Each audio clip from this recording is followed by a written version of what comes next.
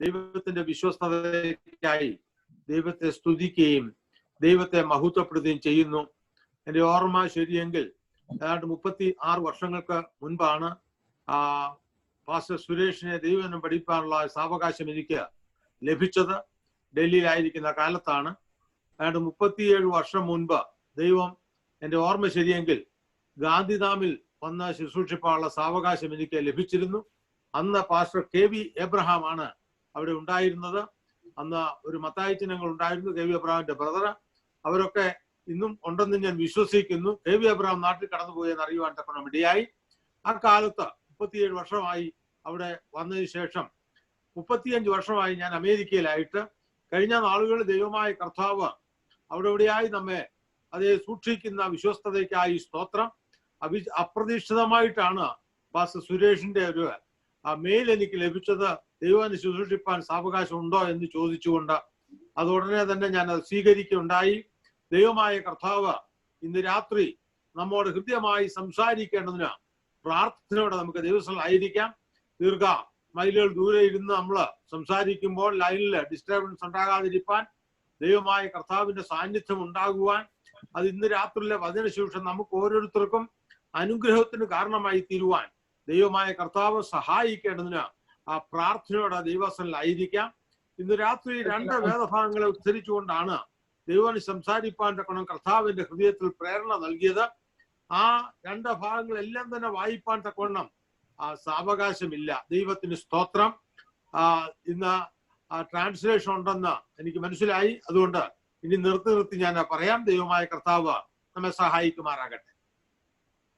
परमेश्वर के नाम की महिमा हो जाए। करीबन 37 साल पहले पास्टर सुरेश को दिल्ली में पढ़ाने के लिए, परमेश्वर की वचन सिखाने के लिए परमेश्वर ने मुझे सहायता किया था। और उतना ही साल पहले मैंने गांधीधाम के शहर में आने के लिए परमेश्वर ने सहायता किया था। उन समय में गांधीधाम में पास्टर KV एब्राहम और KV मताई साहब थे। अभी आज गांव में है, केरल की ओर है करके मैं समझता हूँ।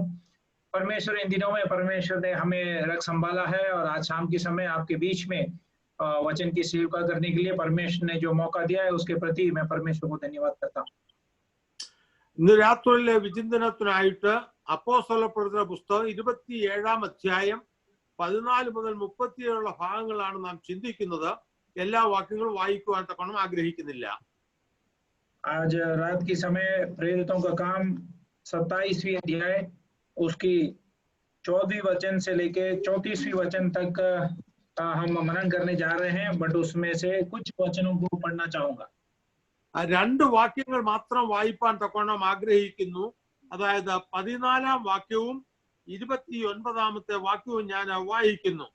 കുറെ കഴിഞ്ഞിട്ട് അത് വിരോധമായി ഈശാന മൂലം എന്ന കൊടുങ്കാറ്റ് അടിച്ചു. 29-ാം വാക്യം, പാറസ്ഥലങ്ങൾ അകപ്പെടുമെന്ന് പേടിച്ച് അവ അമരത്തു നിന്ന് 4 നങ്കൂരം ഇട്ടു. 2 वचन उसमें से मैं पढ़ना चाहूंगा.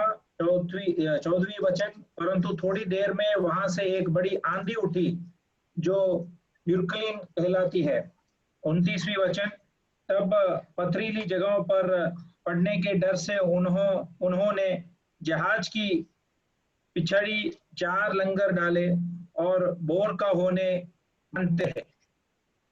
മറ്റൊരു വേദഭാഗം കൂടെ ശ്രദ്ധയിൽ കൊണ്ടുവരുവാൻ ആഗ്രഹിക്കും. മർക്കോസിന്റെ സുവിശേഷം 6-ാം അധ്യായം 45 മുതൽ 50 വരെയാണ്. പക്ഷേ സമയ ചുരുക്കം കൊണ്ട് 48-ാം വാക്യം മാത്രം വായിക്കുവാൻ തക്കണം ആഗ്രഹിക്കുന്നു. കാറ്റ് പ്രതികൂലമാകൊണ്ട് അവർ തണ്ടു വലിച്ചു വലയുന്നത് അവൻ കണ്ടു. ഏകദേശം രാത്രി 4-ാം യാമത്തിൽ കടലിന്മേൽ നടന്ന് അവരുടെ അടുക്കൽ ചെന്ന് അവരെ കടന്നു പോകുവാൻ ഭാവിച്ചു. और एक वचन पढ़ना चाहूंगा, मरकुस की इंजील 6वीं अध्याय उसके 48वें वचन, और जब उसने देखा कि वे खेते घबरा गए हैं क्योंकि तो रात के 4 के निकट वह जीप पर चलते हुए उनके पास आया और उनसे निकल जाना चाहता था. ദൈവത്തിന് മഹത്വം. ഈ വായിച്ച വേദഭാഗത്തു നിന്ന് അത് ജീവിത സാഹചര്യത്തിൽ ആയിരിക്കുന്ന നമ്മുടെ മേൽ ആഞ്ഞടിക്കുന്ന കൊടുങ്കാറ്റുടെ മധ്യത്തിൽ നാം എങ്ങനെ നിലനിൽപ്പാൻ തക്കവണ്ണം ഇടയായിത്തീരും എന്നാണ് സംസാരിപ്പാൻ ആഗ്രഹിക്കുന്നത്. इस परमेश्वर के नाम की महिमा हो जाए। इस पढ़े हुए वचन के अंदर से जिंदगी के हमारे सफर में हमारे विरुद्ध आने वाले आंधी के सामने किस प्रकार परमेश्वर के सामर्थ के द्वारा हम खड़े रह सकेंगे, हम आज रात के समय मन करेंगे। ഇന്ന് രാത്രി ഞാൻ സംസാരിക്കുമ്പോൾ തന്നെ എന്റെ അറിവ് ശരിയെങ്കിൽ അവിടെ കാറ്റും ആ ഇടിമിന്നലും മഴയ്ക്കുള്ള സാധ്യത ഉണ്ട് എന്നറിയുവാൻ തക്കവണ്ണമിടയായി. और आज रात के समय जब मैं बात कर ही रहा था उसी समय मुझे इस प्रकार खबर मिला है कि आपके वहां आंधी और थोड़ा बारिश होने की कुछ माहौल बन चुका है।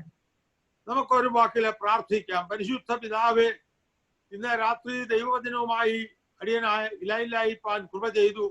ലൈനിൽ യാതൊരു ഡിസ്റ്റർബൻസ് ഉണ്ടാകാതെ ഈ മീറ്റിംഗ് അനുഗ്രഹമായി നടക്കുവാനും അത് ജനത്തിന് അനുഗ്രഹമായി തീരുവാൻ ഈ വചനത്തിൽ കൂടെ ദൈവം സംസാരിക്കുമാറാകണം. യേശു ക്രിസ്തുവിന്റെ നാമത്തിൽ യാചിക്കുന്നു, കേൾക്കുമാറാകണമേ. കർത്താവിന് മഹത്വം. ഇന്ന് രാത്രിയിൽ ജീവിത സാഹചര്യത്തിൽ നാം ആയിരിക്കുമ്പോൾ വിവിധമാർന്ന കൊടുങ്കാറ്റുകൾ നമുക്കെതിരായിട്ട് അടിക്കാറുണ്ട്. आज रात के समय हम जब जिंदगी के सफर में हैं तब अनेक विरुद्ध आंधियां हमारे सामने आ सकती है। ലിറ്ററലായിട്ടുള്ളതായ കൊടുങ്കാറ്റിനെ കുറിച്ചല്ല ഞാൻ സംസാരിക്കുന്നത്. നമ്മുടെ ജീവിതത്തിൽ രോഗങ്ങള്, ജോലി നഷ്ടങ്ങള്, സാമ്പത്തിക നഷ്ടങ്ങള്, ഉറ്റവരുടെ മരണം, പകർച്ചവ്യാധികൾ, ഇങ്ങനെ അനവധിയായ കാറ്റുകൾ നമ്മുടെ ജീവിതത്തിന് നേരെ ആഞ്ഞടിക്കാറുണ്ട്. मैं शाब्दिक तौर से जो आंधी के बारे में नहीं कहना चाहूंगा, मगर हमारे जिंदगी के विरुद्ध अनेक प्रकार की बीमारी, महामारी, इस प्रकार की तकलीफ, मुसीबत और अनेक प्रकार की समस्याएं हमारे जिंदगी के विरुद्ध आती रहती है। ഇന്ന് രാത്രി നാം ചിന്തിക്കുന്ന വേദഭാഗം അപ്പോസ്തലനായ പൗലോസ് റോമിലേക്കുള്ള യാത്രയിൽ കപ്പൽ നേരെ ആഞ്ഞടിച്ച കൊടുങ്കാറ്റിനെ കുറിച്ചാണ്. और आज रात के समय हमने उस भाग में से विचार किया जहां प्रेरित पौलुस उस रोम के और सफर करने के समय उसके जहाज के विरुद्ध जो आंधी लगी थी, ആ കപ്പലിന് നേരെ വലിയ കൊടുങ്കാറ്റടിച്ച സന്ദർഭത്തിൽ ആ കപ്പലിൽ ഉണ്ടായിരുന്ന ആ നാവികർ വളരെ ബുദ്ധിമാന്മാരാണ്, കഴിവുറ്റവരാണ്. ആ കപ്പലില് ജീവൻ അപായം ഉണ്ടാകാതിരിക്കാൻ അവർ കിണഞ്ഞ് അതിനെ പരിശ്രമിക്കുകയാണ്. और जब उनके जहाज के विरुद्ध जब आंधी आई, तूफान आई, लहरें उठी, तब उस जहाज के अंदर जो लोग थे वे बहुत मेहनत करके, प्रयास करके उस जहाज को सही रीति से उस समुद्र में बरकरार रखने की कोशिश कर रहे हैं। അവിടെ വായിച്ചപ്പോ 29 വാക്യത്തിൽ 27 അധ്യായത്തിൽ 29 വാക്യത്തിൽ അവർ 4 നങ്കൂരം ഇട്ടു എന്ന് കാണുവാൻ തക്കണം കഴിയുന്നു. और हम उस जहां हमने पढ़े थे 27वीं अध्याय के उस 29वीं वचन में हम देखते हैं कि वे 4 लंगर डाले। അപ്പോൾ ആ 4 നങ്കൂരം ഇട്ട് കപ്പൽ ഉറപ്പിക്കുവാൻ അവർ ശ്രമിച്ചുവെങ്കിലും അത് ഫലം കണ്ടില്ല എന്ന് അവിടെ വായിപ്പാൻ തക്കണം കഴിയുന്നു. और हम पढ़ते हैं कि वे 4 लंगर डालकर उसको जहाज को सही करने की कोशिश की, मगर उनसे हो नहीं। നമ്മുടെ ജീവിത പടകിന് നേരെ കാറ്റുകൾ അടിക്കുമ്പോൾ രക്ഷ പ്രാപിപ്പാൻ കഴിയുമെന്ന് വിചാരിച്ച് നാമും ഇങ്ങനെ പല നങ്കൂരങ്ങളിൽ ആശ്രയിച്ചുവാൻ ഇടയാകുന്നുണ്ട്. हमारे जिंदगी के विरुद्ध जब लहरें उठी तब हम इस प्रकार के लंगर डाल के उससे बचने की कोशिश करते हैं, എന്നാൽ പലപ്പോഴും അത് ഫലം കാണുന്നില്ല. നമ്മുടെ ജീവിതത്തിൽ രോഗങ്ങൾ വരുമ്പോൾ, പ്രയാസങ്ങൾ വരുമ്പോൾ പുണ്യസ്ഥലങ്ങളിൽ പോവുകയോ കാഴ്ചകളും നേർച്ചകളും ഒക്കെ അർപ്പിച്ച് എങ്ങനെയെങ്കിലും അത് രക്ഷപ്പെടുത്താൻ ശ്രമിക്കുന്ന അവസ്ഥകൾ ഉണ്ടാകാറുണ്ട്. हमारे जिंदगी के सफर में जब बीमारी और तकलीफ और मुसीबत हमारे विरुद्ध आती है तब हम प्रार्थना और इस प्रकार की मन्नतें मांगकर उसमें से बच निकलने की कोशिश करते हैं। ഇന്ന് രാത്രി എന്നെ ശ്രമിക്കുന്ന പ്രിയപ്പെട്ടവരിൽ അത് പലരെങ്കിലും അഥവാ ചിലരെങ്കിലും ഇങ്ങനെയുള്ളതായ പ്രതികൂല സാഹചര്യത്തിൽ കൂടെ കടന്നുപോയിക്കൊണ്ടിരിക്കുന്നവരാണ്. आज रात को मेरे बातों को सुनने वाले कम से कम कुछ जन ऐसे होंगे जो इस प्रकार की प्रतिकूल अवस्थाओं के बीच में से गुजर रहे होंगे। അങ്ങനെ കടന്നു പോകുന്നവർക്ക് ഉത്തേജനം പ്രാപിപ്പാൻ അപ്പോസ്തലനായ പൗലോസ് യാത്ര ചെയ്ത കപ്പലിന് നേരെ കാറ്റടിച്ചപ്പോൾ അവൻ എങ്ങനെ ആ കാറ്റിനെ തരണം ചെയ്യുവാൻ തക്കവണ്ണം ഇടയായി തീർന്നു എന്നാണ് ഞാൻ പറയുന്നത്. और उस प्रकार मुसीबतों के बीच में से निकलने वाले लोगों को मैं आज रात के समय उस प्रेरित पौलुस के उस यात्रा के बीच में उस जहाज के विरुद्ध जो तूफान लगी उसके बीच में से प्रेरित पौलुस किस प्रकार निकला उस बातों को आपके बीच में रखना चाहूंगा. ആ കൊടുങ്കാറ്റിന്റെ മധ്യത്തിൽ കപ്പലിനുള്ളിൽ പൗലോസ് എന്ന ഒരുവൻ അത് യാത്ര ചെയ്യുകയാണ്. उस तूफान के बीच में जहाज के अंदर प्रेरित पौलुस यात्रा कर रहा है. ആ പൗലോസിനെ കുറിച്ച് ഒരു 12 കാര്യങ്ങൾ ഓർപ്പിക്കുവാൻ ആഗ്രഹിക്കുന്നു. Speciality of Paul. उस पौलुस के खासियतों के बारे में 2-3 बातें मैं बताना चाहूंगा. ഒന്ന്, he was a child of God. ദൈവത്തിന്റെ പൈതലായിരുന്നു. सबसे पहले वो परमेश्वर का संतान था. രണ്ട്, he was a man on mission. ഒരു ദൗത്യമുള്ള വ്യക്തിയായിരുന്നു. और एक दूसरा वो एक उद्देश्य वाला व्यक्ति था. മൂന്ന്, he was a man of faith. वो परमेश्वर. तीसरा वो विश्वास का एक व्यक्ति था. നാല്, he was in fellowship with God. ദൈവവുമായുള്ള കൂട്ടായ്മ അനുഭവിച്ചുകൊണ്ടിരുന്നവനായിരുന്നു. चौथा परमेश्वर के साथ उस संगति को महसूस करके निकलने वाला व्यक्ति था. ഇന്ന് രാത്രി ഞാൻ ചോദിക്കട്ടെ, നമ്മുടെ ജീവിതത്തിൽ ഈ 4 ഗുണവിശേഷങ്ങൾ ഉണ്ടോ? ഒരു ദൈവ പൈതലായിരിക്കുന്നുവോ? ഒരു ദൗത്യം നമുക്കുണ്ടോ? അത് വിശ്വാസത്തിൽ നാം ആയിരിക്കുന്നുവോ? ദൈവമായുള്ള കൂട്ടായ്മയിൽ നാം ആയിരിക്കുന്നുവോ? रात के समय में आपसे सवाल क्या हम हमारे दैनिक जिंदगी में परमेश्वर के संतान हैं? उस हमारे जिंदगी में एक उद्देश्य है. इससे हम क्या परमेश्वर के साथ उस विश्वास में उसके संगति में आगे बढ़ रहे हैं? അങ്ങനെ ഈ 4 ഗുണവിശേഷങ്ങൾ ജീവിതത്തിൽ ഉണ്ടെങ്കിൽ നമ്മുടെ ജീവിതത്തിൽ നേരെ ആഞ്ഞടിക്കുന്ന ഏത് പ്രതികൂല കാറ്റുകളുടെ മധ്യത്തിലും നമുക്ക് അതിജീവിക്കുവാൻ തക്കവണ്ണം ഇടയായിത്തീരും. अगर इस प्रकार की 4 गुण हमारे जिंदगी के अंदर है तो हमारे विरुद्ध आने वाले सारे आंधी इस प्रकार भी कितना भी सामर्थ्य क्यों ना हो मगर उसके सामने हम उसको सहन कर पाएंगे, खड़े पाएंगे. എവിടെ നോക്കിയാലും വിവിധ നിലയിലുള്ള കാറ്റുകളെ അഭിമുഖീകരിക്കുന്ന വ്യക്തിജീവങ്ങളെ കാണുവാനായിട്ട് സാധിക്കും. जहाँ पर भी देखे चारों ओर इस प्रकार के अनेक प्रकारों के अलग अलग तूफानों में फंसे हुए लोगों को हम देख सके. ഒരു ദൈവ പൈതൽ യാത്ര ചെയ്യേണ്ടുന്ന വഴി നിഷ്പ്രയാസമുള്ളതോ സുഖകരമായതോ ആയിരിക്കില്ല. एक परमेश्वर का संतान इस प्रकार की सुख या बिना कोई तकलीफ के बिखर रहने वाली मार्ग से यात्रा नहीं होता है.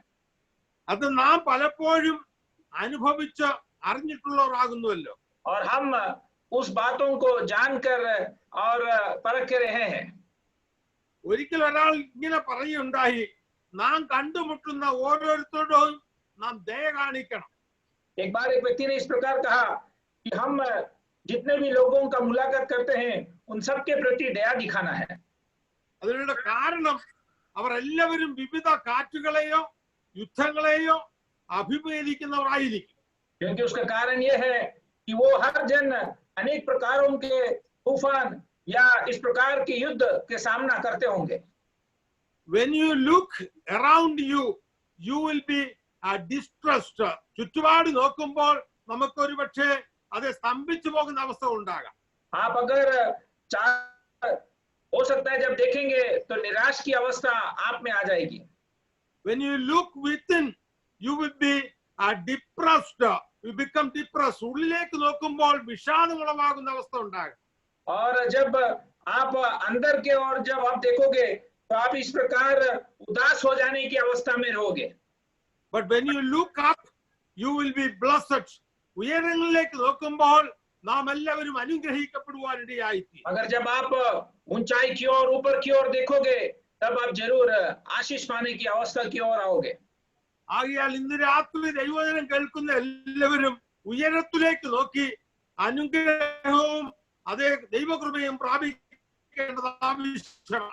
आज रात समय परमेश्वर के वचन सुनने वाले हर एक जन परमेश्वर की ओर ऊंचाई की ओर परमेश्वर की आशीष വെളിപ്പാട് പുസ്തകം 1-ാം അധ്യായം 12-13 വാക്യങ്ങൾ വായിക്കുമ്പോൾ യോഹന്നാൻ അപ്പോസ്തലനും പത്മോസ് ഐലൻഡ് ആയിരിക്കുന്ന സാഹചര്യത്തെ കുറിച്ച് വായിപ്പാൻ കൊണ്ട് उस കഴിയുന്നു. प्रकाशित वाक्य पहला अध्याय 12वीं और 13वीं वचन में जब हम देखते हैं तो यूहन्ना प्रेरित को की अवस्था में കഷ്ടങ്ങളുടെയും പ്രയാസങ്ങളുടെയും മധ്യത്തിൽ തേജസ്കരിക്കപ്പെട്ട ക്രിസ്തുവിനെ യോഹന്നാൻ അപ്പോസ്തലൻ കണ്ടു കഴിഞ്ഞാൽ അവൻ വേദനയെല്ലാം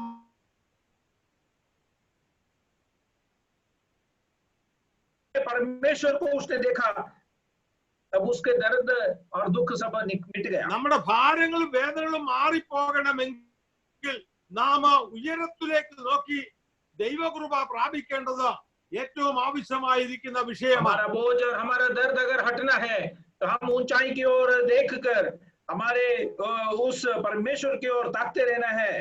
അത് ഇന്ന് രാത്രിയിലെ വിചിന്തനം ചെയ്യുവാൻ എടുത്ത ഭാഗത്തേക്ക് മടങ്ങി വരുവാൻ ആഗ്രഹിക്കും. आज रात के समय मनन करने वाली उस भाग की ओर मैं लौटना चाहूंगा.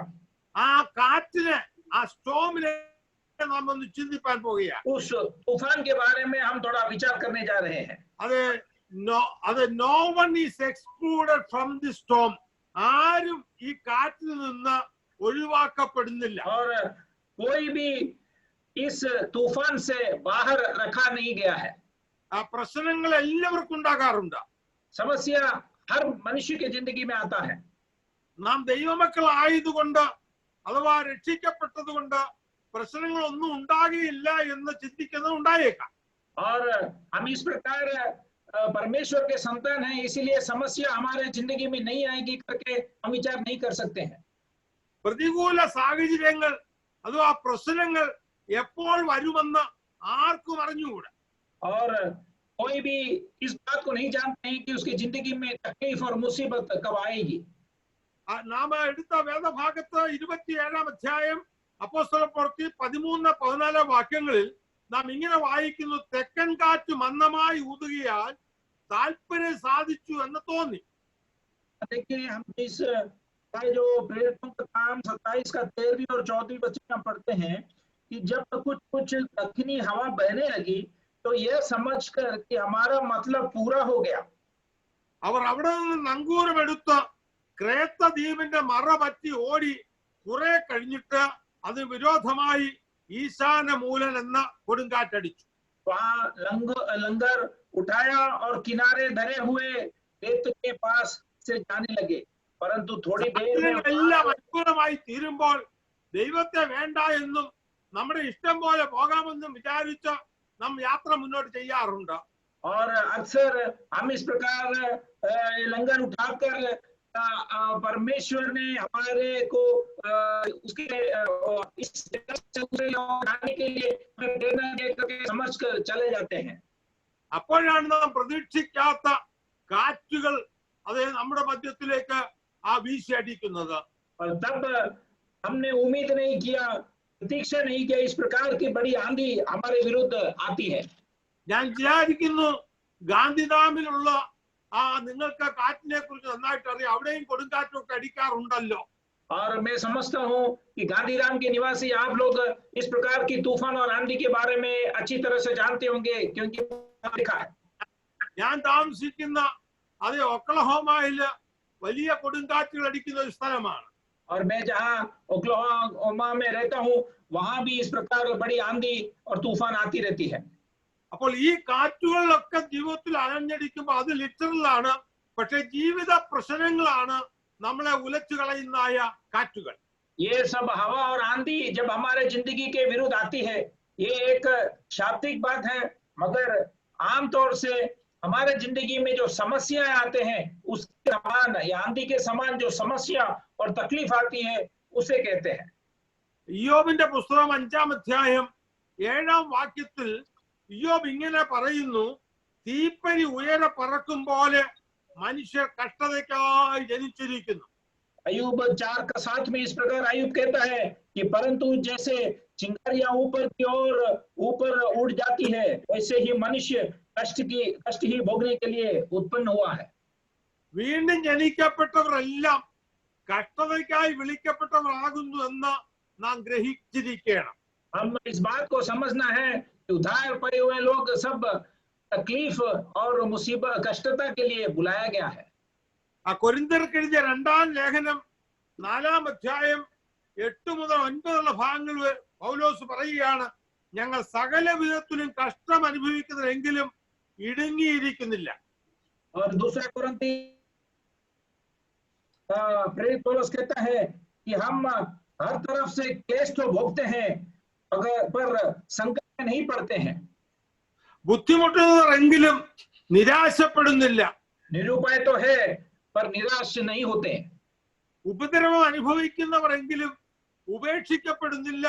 വീണ് കിടക്കുന്നവരെങ്കിലും നശിച്ചു പോകുന്നില്ല. सताए तो जाते हैं पर त्यागे नहीं जाते, गिराए तो जाते हैं पर नाश नहीं होते. ആ ഫിലിപ്പി ലേഖനം 1-ാം അധ്യായം 29-ാം വാക്യത്തിൽ പൗലോസ് പറയുകയാണ്, ക്രിസ്തുവിൽ വിശ്വസിപ്പാൻ മാത്രമല്ല അവന് വേണ്ടി കഷ്ടം അനുഭവിപ്പാനും കൂടെ വരം നൽകിയിരിക്കുന്നു. फिलिपियों का पत्री 1:29 में इस प्रकार कहता है कि कष्ट सहन करने के क्योंकि मसीह के कारण तुम पहले अनुग्रह हुआ कि न केवल उस पर विश्वास करो और उससे दुख भी उठाओ. ആ പത്രോസിന്റെ 1-ാം ലേഖനം 4-ാം അധ്യായം 12-13 വാക്യങ്ങൾ വായിക്കുമ്പോൾ പത്രോസ് അപ്പോസ്തലൻ പറയുന്നു, പ്രിയമുള്ളവരെ, നിങ്ങൾക്ക് പരീക്ഷയ്ക്കായി സംഭവിച്ചിരിക്കുന്ന അഗ്നിശോധനയെങ്കിൽ ഒരു അപൂർവ കാര്യം നിങ്ങൾക്ക് വന്നുകൂടി എന്ന് വെച്ച് അതിശയിച്ചു പോകരുത്. ക്രിസ്തുവിന്റെ കഷ്ടങ്ങൾക്ക് പങ്കുള്ളവരാകുന്തോറും സന്തോഷിച്ചു കൊള്ളുവീൻ. पत्रोस 4:12 में इस प्रकार कहता है कि हे प्रियो, जो दुख रूपी अग्नि तुम्हारे परखने के लिए तुम में बाकी है, इससे यह समझकर मना करो कि कोई अनोखी बात तुम पर बीत रही है. അങ്ങനെ നിങ്ങൾ അവന്റെ തേജസ്സിന്റെ പ്രത്യക്ഷതയിൽ ഉല്ലസിച്ചാനന്ദിപ്പാനിട വരും. पर जैसे जैसे मसीह के दुखों में सहभागी होते हो, आनंद करो, जिससे उसकी महिमा के प्रकट होते समय भी तुम आनंदित और मगन हो. അപ്പോൾ രക്ഷിക്കപ്പെട്ടവരായാലും ഇല്ലെങ്കിലും ജീവിതത്തിൽ നേരെ കാറ്റുകൾ, കൊടുങ്കാറ്റുകൾ, കഷ്ടങ്ങൾ, പ്രയാസങ്ങൾ ഒക്കെ വരാറുണ്ട്. अर्थात उद्धार पाने के बाद या उसके पहले भी जिंदगी के विरुद्ध तकलीफ और आंधी समान मुसीबत और समस्याएं आ सकती है. the storms do not last forever. ജീവിതത്തിലേറെ വീശുന്ന കാറ്റുകൾക്ക് വിരാമം ഉണ്ടാകാതിരിക്കില്ല. और दूसरी बात यह है कि जिंदगी के विरुद्ध आने वाली आंधी कभी हमेशा तक नहीं रहती है. അഥവാ എന്നും ഈ കാറ്റുകൾ നിലനിൽക്കുകയില്ല, അതിനൊരു അന്ത്യം ഉണ്ടാകും. और इस जो आंधी है वो सदैव नहीं रहती है. ആ പ്രതികൂലങ്ങൾ ജീവിതത്തിൽ സംഭവിക്കുമ്പോൾ എന്തുകൊണ്ടെന്നതിനേക്കാൾ കർത്താവിൽ ആശ്രയിക്കാൻ നാം പഠിക്കേണ്ടത് ആവശ്യമാണ്. प्रतिकूल अवस्थाएं जब जिंदगी के विरुद्ध आती है तब उसके सामने सवाल करने से बगैर हम परमेश्वर पर भरोसा रखना वो सही बात है.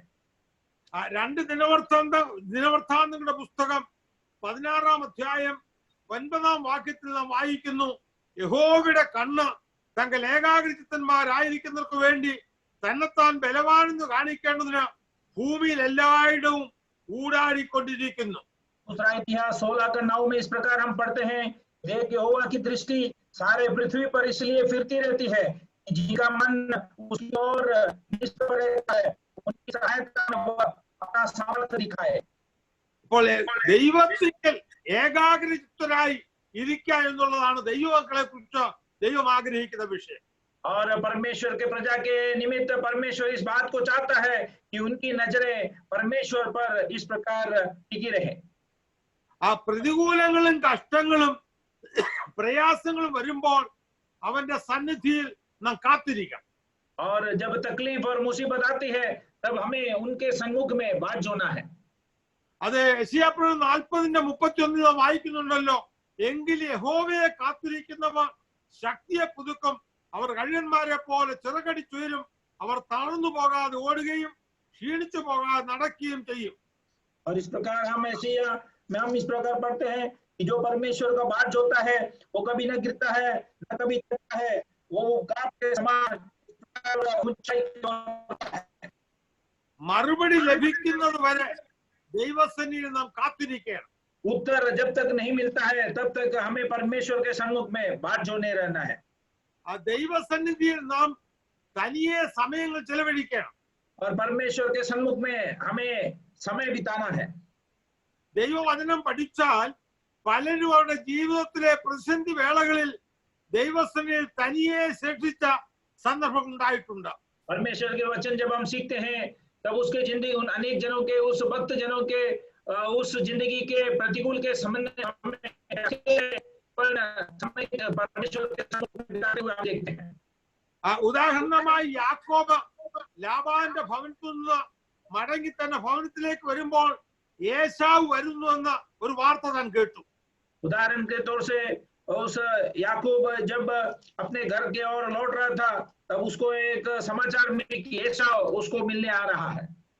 ഉൽപ്പത്തി പുസ്തകം 32-ാം അധ്യായം 23-24 വാക്യങ്ങളിൽ അങ്ങനെ അവൻ അവരെ കൂട്ടി ആറ്റിനക്കരെ കടത്തി തനിക്കുള്ളതൊക്കെയും അക്കരെ കടത്തിയ ശേഷം യാക്കോബ് ആ തനിയെ ശേഷിച്ചു.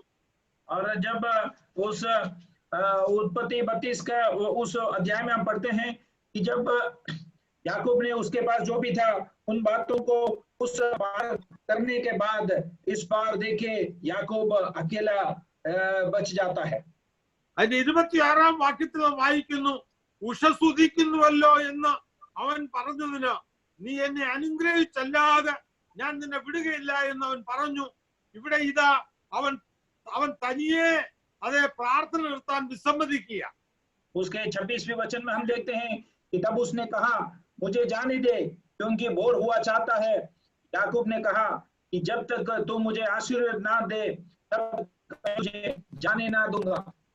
അപ്പോൾ ദൈവസന്നിധിയിൽ അനുഗ്രഹം പ്രാപിക്കാൻ നാം സമയങ്ങൾ തനിയെ ചെലവഴിക്കേണ്ടത് ഏറ്റവും ആവശ്യമാണ്. और परमेश्वर के सन्मुख में हमें आशीष पाने के लिए परमेश्वर के सन्मुख में अकेले में समय बिताना जरूरी है. അവിടെ വെച്ചാണ് അതേ യാക്കോബിനോട് പറയുന്നു, ഇനി നിന്റെ പേര് യാക്കോബ് എന്നല്ല ഇസ്രായേൽ എന്ന് വിളിക്കപ്പെടുമെന്ന്. और वहां रख के देखिए याकूब से कहता है कि अभी आपका नाम याकूब नहीं इस्राएल करके पुकारा जाएगा. ആ അനുഭവം നിമിത്തം അവന്റെ പേര്, അവന്റെ സ്വഭാവം, അവന്റെ സാക്ഷ്യം ഒക്കെ മാറി ഒരു പുതിയ അനുഭവത്തിലാകുകയാണ്. उस अनुभव के वजह से देखिए उसका नाम, उसका गवाही सब बदल जाता है और एक नए अनुभव उसे मिलता है.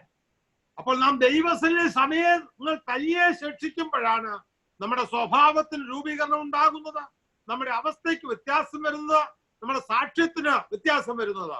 और हम जब परमेश्वर के सन्मुख में अकेलेपन में समय बिताता है तब हमारा स्वभाव बदल जाता है, हमारा अनुभव बदल जाता है, हमारा गवाही भी बदल जाता है. നമ്മുടെ സ്വഭാവമൊക്കെ വ്യത്യാസപ്പെടുന്നോ രൂപാന്തരപ്പെടുന്നുണ്ടോ എന്ന് നാം ഒന്ന് പരിശോധിക്കണം ദൈവവചനം കേൾക്കുമ്പോൾ. और जब परमेश्वर के वचन सुनते हैं तो हमारे जिंदगी में हमारा स्वभाव बदलता है क्या करके परखना अवश्य है.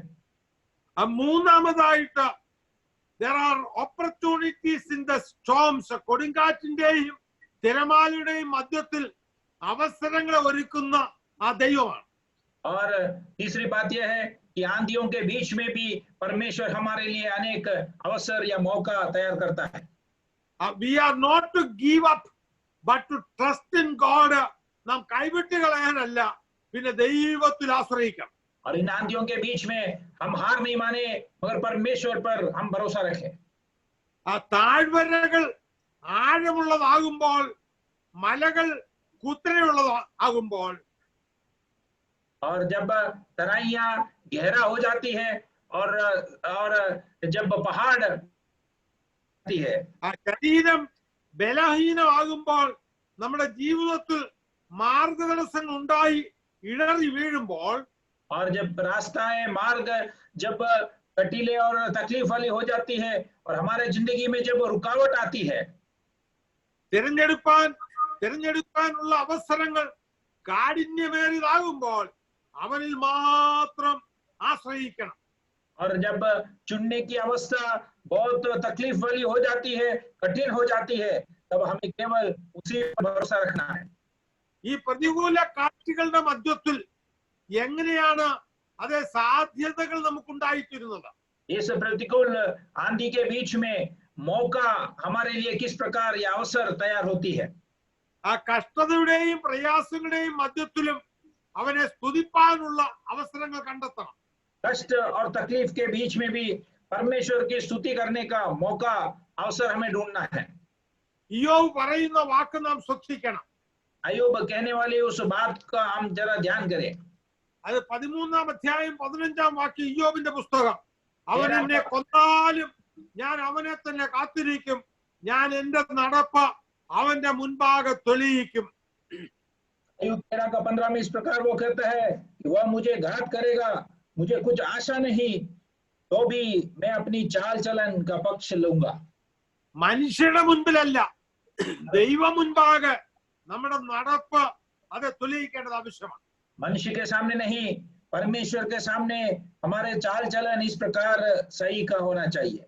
ആ മനുഷ്യരുടെ മുൻപിൽ നമുക്ക് പലതും കാട്ടിക്കൂട്ടാൻ കഴിയും, പക്ഷെ ദൈവത്തിന്റെ മുൻപിൽ നമുക്കൊന്നും കാട്ടിക്കൂട്ടാനായിട്ട് സാധിക്കില്ല. मनुष्य के सामने हम कुछ भी दिखा सकते हैं, दिखावट कर सकते हैं, पर परमेश्वर के सामने कुछ भी हम इस प्रकार दिखावट नहीं कर सकते हैं।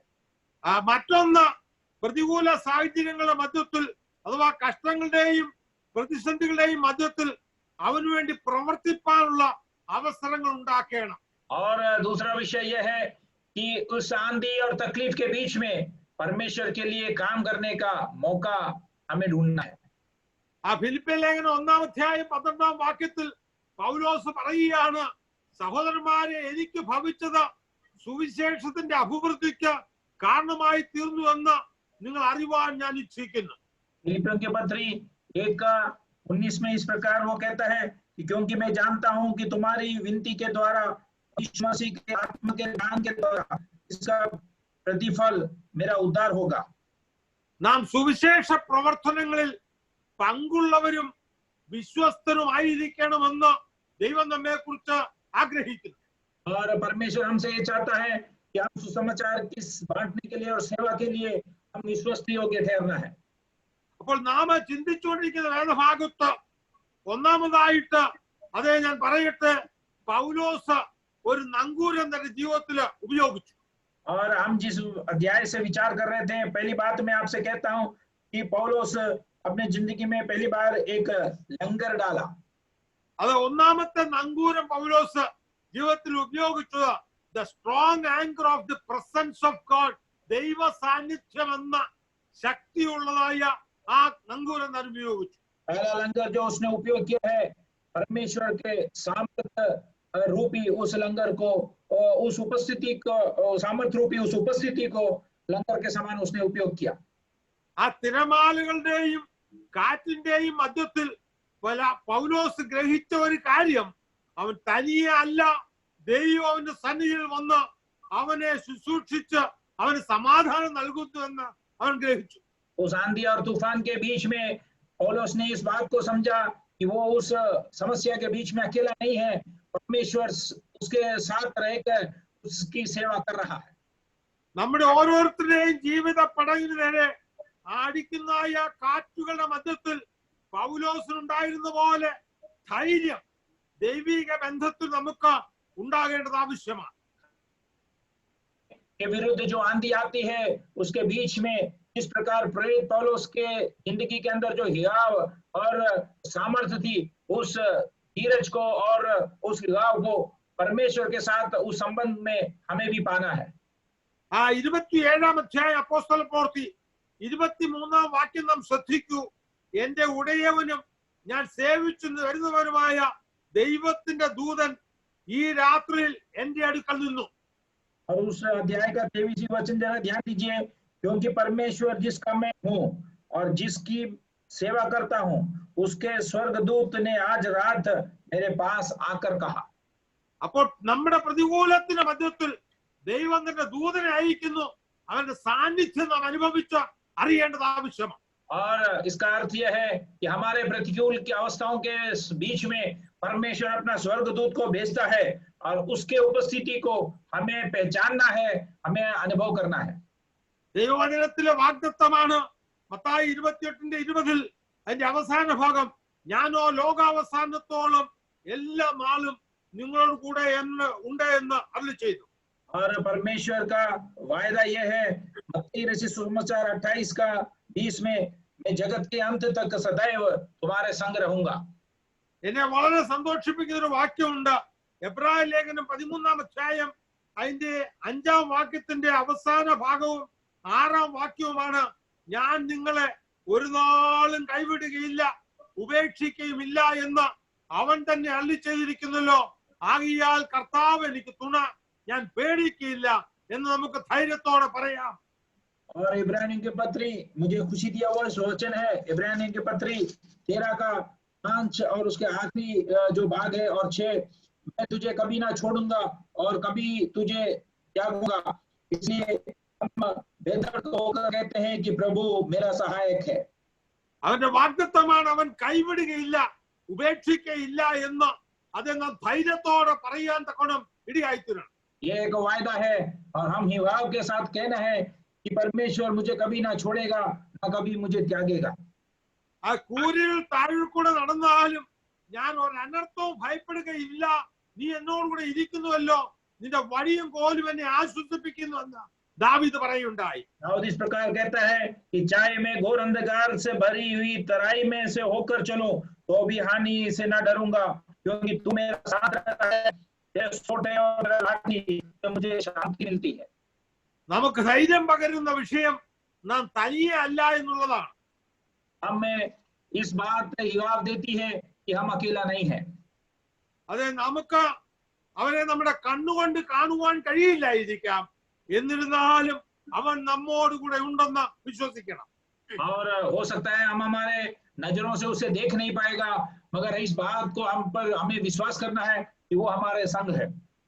അവൻ നമ്മെ നടത്തുന്നു, നമ്മെ സൂക്ഷിക്കുന്നു, നമ്മെ പരിപാലിക്കുന്നു എന്ന കാര്യം മനസ്സിലാക്കുകയാണ്. वो हमें संभालता है, हमें चलाता है और हमें सुरक्षित रखता है करके उन बातों को हमें यकीन करना है, विश्वास करना है। അപ്പോൾ നമ്മുടെ നഗ്ന കണ്ണുകൾ കൊണ്ട് നമുക്ക് കാണാൻ കഴിഞ്ഞില്ലെങ്കിലും ദൈവ സാന്നിധ്യം നീ ആയിരിക്കുന്ന സാഹചര്യത്തിൽ നിന്റെ അടുക്കൽ ഉണ്ട് എന്ന് ഇന്ന് രാത്രി ഗ്രഹിക്കേണ്ടത് ആവശ്യമാണ്. हो सकता है हमारे नजरों से हम नहीं देख पाने पर भी हम जिस रात के समय कहां पर जहां पर भी हम रहते हैं उसके बीच में परमेश्वर की उपस्थिति हमारे उस प्रतिकूल अवस्थाओं के बीच में भी है करके हमें विश्वास करना है। ആ ജീവിത സാഹചര്യത്തിൽ അതെ പൗലോസ് ഈ കാറ്റിന്റെ മധ്യത്തിൽ ആയപ്പോ രണ്ടാമത് ഉപയോഗിച്ചതായ നങ്കൂരം എന്ന് പറയുന്നത് ദൈവത്തിന്റെ വാഗ്ദത്തമായിരുന്നു. उस जिंदगी के उस सफर में उस तूफान के विरुद्ध आया हुआ उसके बीच में पौलुस ने उपयोग किया हुआ दूसरा लंगर जो है वो परमेश्वर। അതിൽ 27-ാം അധ്യായം 24 മുതൽ 24-25 വാക്യങ്ങൾ പൗലോസെ ഭയപ്പെടരുത്, നീ കൈസറുടെ മുൻപിൽ നിൽക്കേണ്ടതാകുന്നു, നിന്നോടുകൂടെ യാത്ര ചെയ്തവരൊക്കെയും ദൈവം നിനക്ക് ദാനം ചെയ്തിരിക്കുന്നു എന്ന് പറഞ്ഞു.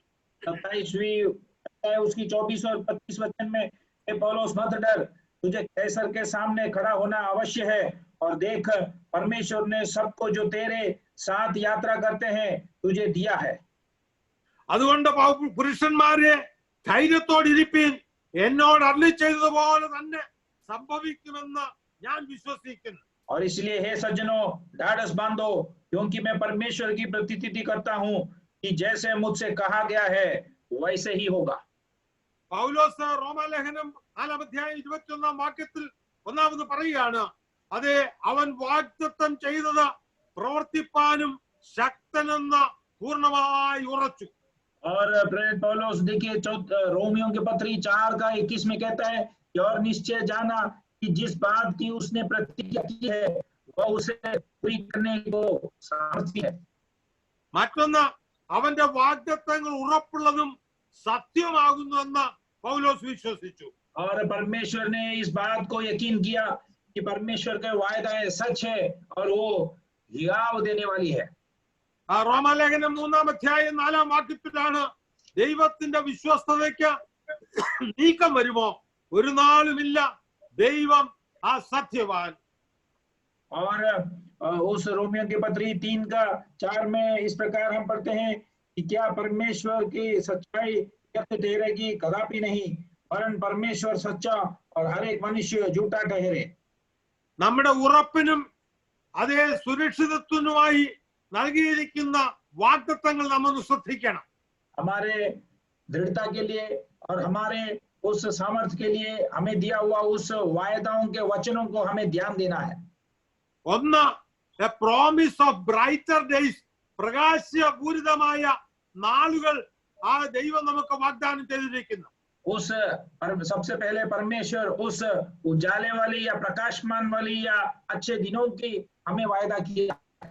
ആ 30 സങ്കീർത്തനം 5-ാം വാക്യം, അതേ അവന്റെ പ്രസാദമോ ജീവപര്യന്തമുള്ളത്, ഉഷസ്സിലോ ആനന്ദഘോഷം വരുന്നു. और भजन संहिता 30 का 5 में हम इस प्रकार पढ़ते हैं कि क्योंकि उसका क्रोध तो क्षण भर का होता है, परंतु उसकी प्रसन्नता जीवन भर की होती है, और रात को रोना पड़े परंतु सवेरा आनंद पहुंचेगा। രണ്ട്, നമുക്ക് വിടുതലുണ്ട്. 34 സങ്കീർത്തനം 19-ാം വാക്യത്തിൽ വായിക്കുമ്പോൾ നീതിമാന്റെ അനർത്ഥങ്ങൾ അസംഖ്യമാകുന്നു, അവ എല്ലാറ്റിൽ നിന്നും യഹോവ അവനെ വിടുവിക്കുന്നു. दूसरा हमें आनंद है, 34वीं भजन संहिता उसकी 19वीं वचन, धर्मी पर बहुत सी विपत्तियां पड़ती है परंतु यहोवा उसको उन सब से मुक्त करता है। ആ റോമാലേഖനം 8-ാം അധ്യായം 18-ാം വാക്യം 28-ാം വാക്യത്തിലൊക്കെ നാം വായിക്കുന്നു, എല്ലാം നമ്മുടെ നന്മയ്ക്കായി സംഭവിക്കുന്നു. और रोमियो का पत्री 8 का 14 में और 34वीं वचन में हम पढ़ते हैं कि सारे बातें हमारे लिए इस प्रकार भलाई के कारण होता है। നമ്മിൽ വെളിപ്പെടുവാനുള്ള തേജസ് വിചാരിച്ചാൽ ഈ കാലത്തിലെ കഷ്ടങ്ങൾ സാരമില്ല എന്ന് ഞാൻ എണ്ണുന്നു. और हमारे अंदर प्रकट होने वाले उस महिमा को हम याद करते हैं, स्मरण करते हैं, तो इस दिन में मैं जो तकलीफ सहन करता हूँ वो कुछ नहीं करके उसे तुच्छ मानता हूँ। അത് 2 കൊരിന്ത്യർക്ക് എഴുതിയ ലേഖനം 4-ാം അധ്യായം 17-ാം വാക്യത്തിൽ, തൊടുനേരത്തേക്കുള്ള ഞങ്ങളുടെ ലഘുവായ കഷ്ടം അതേ അത്യന്തം അനവധി തേജസ്സിന്റെ നിത്യഘനം ഞങ്ങൾക്ക് കിട്ടുവാൻ ഹേതുവാകുന്നു എന്ന് അതേ പൗലോസ് ഓർപ്പിക്കുന്നു. पौलुस दूसरी कोरिन्थिया 4 का 17 में इस प्रकार हमें याद दिलाता है कि क्योंकि हमारा पल भर का हल्का सा क्लेश हमारे लिए बहुत ही महत्वपूर्ण और महिमा उत्पन्न करता जाता है। മറ്റൊന്ന്, ദൈവത്തിന്റെ ദിവ്യമാർന്ന കൃപ. അവൻ പറയുകയാണ്, എന്റെ കൃപ നിനക്ക് മതി, और നിന്റെ अगला ശക്തി ബലഹീനതയിൽ തികഞ്ഞു വരുന്നു. परमेश्वर की उस दिव्य अनुग्रह वो कहता है कि मेरा अनुग्रह तेरे लिए काफी है, तेरे कमजोरी की अवस्था में मेरे सामर्थ्य तेरे लिए वो सहायक बनता है। അവസാനമായി ദി അൾട്ടിമേറ്റ് ഗ്ലോറി, അത്യന്തികമായ മഹത്വം, അവൻ അവരുടെ കണ്ണിൽ നിന്ന് കണ്ണുനീരെല്ലാം തുടച്ചു കളയും. और उसके बाद उस परमेश्वर के परम महिमा, उसका उद्देश्य है कि एक दिन उनके नजरों से जो भी आंसू है वो परमेश्वर खुद पोंछेगा। അവന്റെ വാഗ്ദത്തങ്ങളിൽ നാം ആശ്രയിക്കണം. അവന്റെ വാഗ്ദത്തങ്ങൾ എല്ലാം അവന്റെ വചനത്തിൽ അധിഷ്ഠിതമായിരിക്കുന്നു. और उसकी वायदाओं पर हमें भरोसा करना है क्योंकि उसके वायदाएं सब उसके वचन के अंदर सीमित है। ഏറ്റവും പ്രധാനപ്പെട്ട ഒരു അധ്യായമാണ് 37-ാം സങ്കീർത്തനം. एक मुख्य अध्याय है 37वीं भजन संहिता। അതിന്റെ ഓരോ വാക്യങ്ങളിലും ദൈവത്തിന്റെ വാഗ്ദത്തങ്ങൾ നമുക്ക് കാണുവാനായിട്ട് കഴിയും. उसके हर एक वचनों में परमेश्वर के उस वायदाओं को हम देख सकते हैं।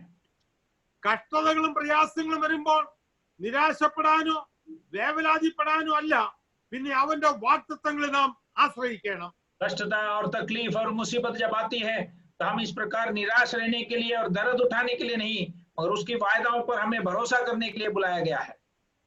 ചില വേദശാസ്ത്രിമാർ പറയുന്നത് ദൈവവചനത്തില് അതേ 30,000-ത്തിലധികം വാഗ്ദത്തങ്ങൾ ഉണ്ടെന്നാണ്. कुछ वेद के उस पंडित इस प्रकार कहते हैं कि परमेश्वर के वचन में करीबन 30,000 से ऊपर वायदाएं है।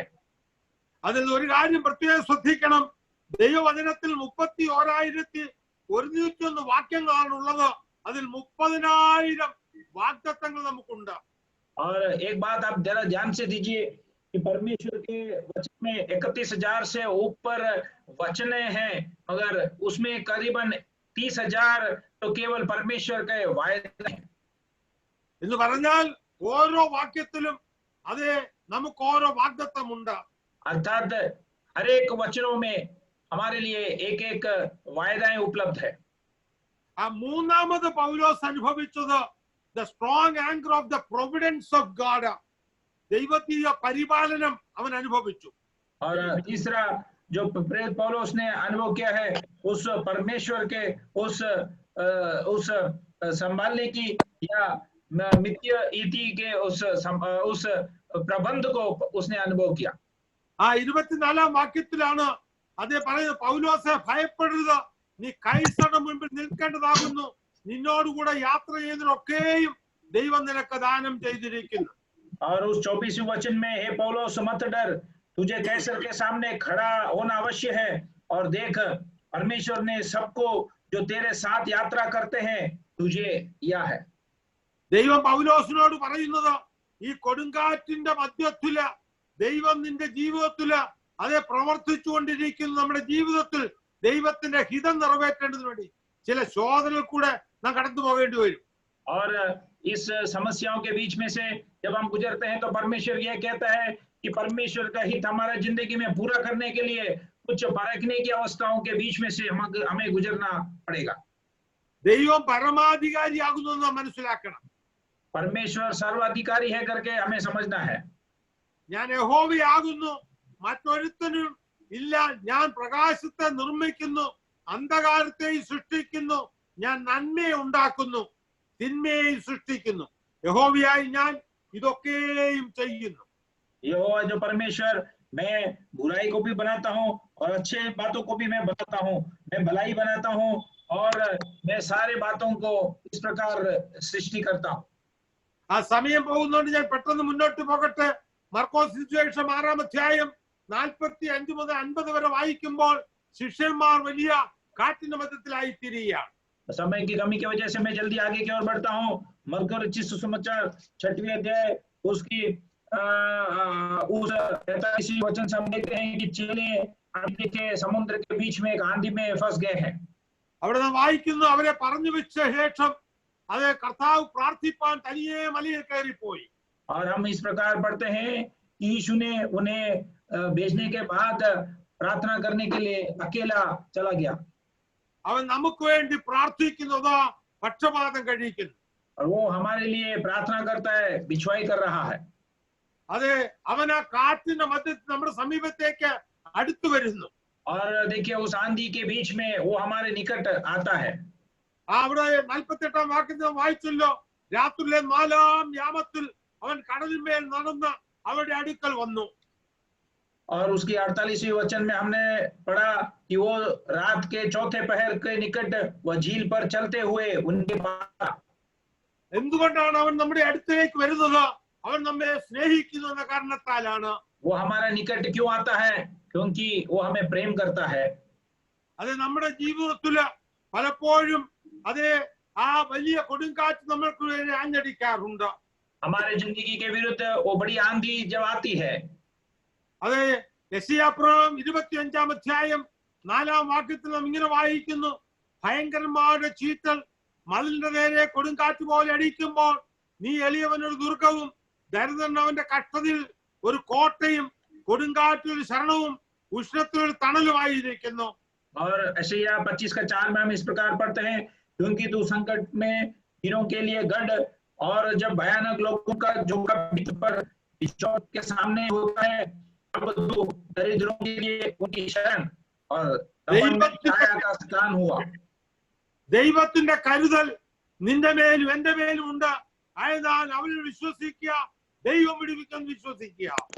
और परमेश्वर पर भरोसा रख, क्योंकि यहोवा का उस प्रबंध हमारे ऊपर है और वो हमें छुटकारा देगा करके हमें उस पर भरोसा रखना है. ആ പൗലോസ് ഉപയോഗിച്ച 4-ാമത്തെ നങ്കൂർ കൂടെ പറഞ്ഞു എന്റെ വാക്കുകൾ അവസാനിപ്പിക്കട്ടെ. पौलुस ने उपयोग किया हुआ उस चौथा लंगर के बारे में बताकर मेरे बातों को बंद करना चाहूंगा. അത് 27-44-ാം വാക്യമാണ്. ദൈവിക പ്രവൃത്തിയാകുന്ന നങ്കൂരം എല്ലാം ഇങ്ങനെ എല്ലാം കരയിലെത്തി രക്ഷിക്കപ്പെടുവാൻ സംഗതി വന്നു. और उस अध्याय के 44वीं वचन आखिरी वचन हम पढ़ते हैं, इस प्रकार कोई बाकी कोई पटरों पर और कोई जहाज की और वस्तुओं के सहारे निकल जाए और इस रीति से सब कोई भूमि पर बच निकले. ദൈവം പൗലോസിനോട് പറഞ്ഞത് പൗലോസ് വിശ്വസിച്ചതുപോലെ ആ സംഭവിച്ചു. ദൈവം നമ്മോട് വാഗ്ദത്തം ചെയ്തിട്ടുണ്ടെങ്കിൽ നാം അത് വിശ്വസിക്കുക, ദൈവം നിറവേറ്റും. और जिस प्रकार प्रेरित पौलुस को परमेश्वर ने वायदा किया उसी प्रकार वहां हुआ। अगर परमेश्वर हमें कुछ बताता है तो उस पर हम भरोसा रखें तो उसके वायदाएं हमारे जिंदगी में भी पूरे होते हुए हम देख सकते हैं। എല്ലാവരും രക്ഷപ്പെട്ടു കരയിലെത്തി. God kept his word. He spared every life and proved himself to be as good as his word. और परमेश्वर ने सबको बचाया और इस रीति में सब कोई भूमि पर बच निकले। परमेश्वर ने इस बात का स्थापित किया कि परमेश्वर विश्वास योग्य है और अपने वायदे पे वो कायम रहता है। നമ്മുടെ പടകം മുങ്ങുമെന്ന് തോന്നിയേക്കാം, കാറ്റും അത് നമ്മെ ഇല്ലാതാക്കുമെന്ന് ചിന്തിച്ചേക്കാം, എന്നാൽ വിടുവിക്കുന്നവനായ ഒരു ദൈവമുണ്ട്. हमें हो सकता है इस प्रकार विचार आए कि हमारी जहाज टूट जाएगी या हमारी जहाज डूब जाएगी, मगर हमें संभालने वाला, हमें रक्षा करने वाला एक परमेश्वर जीवित है करके हमें भरोसा रखना है।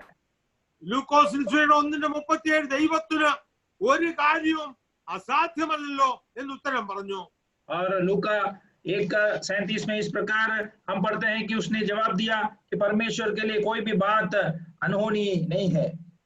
യോബിന്റെ പുസ്തകം 42:2 നിനക്ക് സകലവും കഴിയുമെന്നും നിന്റെ ഉദ്ദേശമൊന്നും അസാധ്യമല്ലെന്നും ഞാൻ അറിയുന്നു, ദൈവത്തിന് സകലവും ചെയ്യുവാൻ കഴിയുമെന്ന് ഇന്ന് രാത്രി നാം വിശ്വസിക്കണം.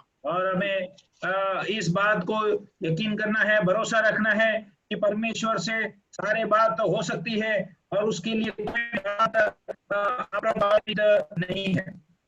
എഫേസ്യർ 3:20 വായിക്കുന്നു, എന്നാൽ ഞാൻ ചോദിക്കുന്നതിലും നിലയ്ക്കുന്നതിലും അത്യന്തപരമായി ചെയ്യുവാൻ നമ്മൾ വ്യാപരിക്കുന്ന ശക്തിയാൽ കഴിയുന്നവന് മഹത്വം. और एफेसियों के पत्री 3:20 में इस प्रकार हम पढ़ते हैं कि आप जो ऐसे सामर्थ्य है कि हमारी विनती और हमारे समझ से कहीं अधिक काम कर सकता है, उस सामर्थ्य के अनुसार जो हम में कार्य करता है। ഇന്ന് രാത്രി നിന്റെ ആ നങ്കൂരം കർത്താവിൽ ആഴമായി ഇടട്ടെ. आज रात के समय हमारे लंगर हम उस परमेश्वर पर गहराई से उतारे। അത് വിശ്വാസത്താൽ അവന്റെ സാന്നിധ്യം നാം അനുഭവിക്കണം. विश्वास के द्वारा उसकी उपस्थिति को हम महसूस करें। വിശ്വാസത്താന്റെ വാഗ്ദത്തങ്ങൾ നാം ഏറ്റെടുക്കണം. विश्वास के द्वारा उसकी वायदाओं को हम अपनाएं। ദൈവം എനിക്ക് വേണ്ടി കാര്യങ്ങൾ ചെയ്യുമെന്ന് അവന്റെ പ്രൊവിഡൻസിൽ വിശ്വസിക്കണം. और परमेश्वर मेरे लिए काम करेगा करके उसके उस प्रबंध में हमें यकीन करना है, विश्वास करना है। ദൈവം എനിക്ക് വേണ്ടി ഇറങ്ങി വന്ന് വിടുവിക്കുമെന്ന വിശ്വാസം നമുക്ക് ഓരോരുത്തർക്കും ഉണ്ടാകട്ടെ. परमेश्वर हमारे लिए उतर कर आएगा और हमें बचाएगा करके उस पर हम भरोसा रखें। നാം ആയിരിക്കുന്ന ഈ കാറ്റിന്റെ മധ്യത്തിൽ ദൈവ സാന്നിധ്യം വന്ന് നമ്മെ വിടുവിക്കട്ടെ എന്ന് ഞാൻ പ്രാർത്ഥിക്കുന്നു. ദൈവമായ കർത്താവ് ഈ വചനങ്ങളെ നമ്മെ അനുഗ്രഹിക്കട്ടെ. സാവകാശമിരിക്കുക. കർത്താവിന്റെ ദാസൻ പാസ്റ്റർ സുരേഷിനോടും അതേ IPC ഹെബ്രോൻ ഗാന്ധാം സഭയോടും ദൈവമക്കളോടും എന്റെ നന്ദി അറിയിക്കുന്നു. ദൈവമായ കർത്താവ് എല്ലാവരെയും അനുഗ്രഹിക്കുമാറാകട്ടെ. हम जो आंधी में फंसे पड़े हैं उसमें से परमेश्वर हमें बरकरार के रखे, हमें बचा के रखे और परमेश्वर के वचन की सेवकाई के लिए मुझे अनुमति दिया हुआ पास्टर सुरेश और IPC कलीसिया के लिए मैं हेब्रोन कलीसिया के लिए मैं धन्यवाद करता हूं। परमेश्वर इस वचन के द्वारा आप सबको आशीष दे। आमेन. Praise the Lord. Thank you.